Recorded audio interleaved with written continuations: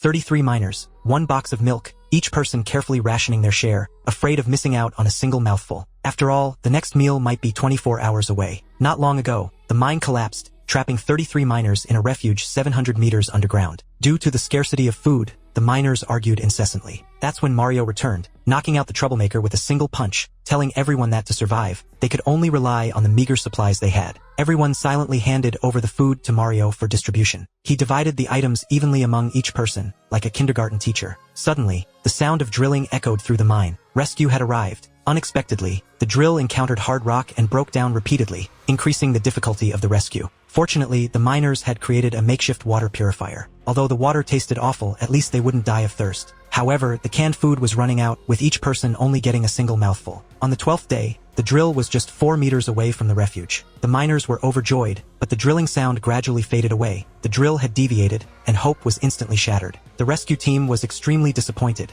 The drilling had deviated by 10 meters. Experts believed that the miners had no hope of survival and began packing their bags. However, the minister decided to make one last attempt. It was the hope of 33 families. At this point, the miners only had 1 box of canned food left, which they made into a soup with the contaminated water. It was their last meal. Suddenly, someone saw his daughter bringing his favorite pancakes, while others also saw their loved ones, immersed in beautiful hallucinations. However, after the fantasy came the cruel reality. On the 17th day, the miners collapsed from hunger, and some even ate candles to satisfy their hunger. Even Mario found a clean spot to await death. Suddenly, a drop of muddy water hit his face, and the sun of hope also shone through. Looking up at the constantly rotating drill, they were finally rescued.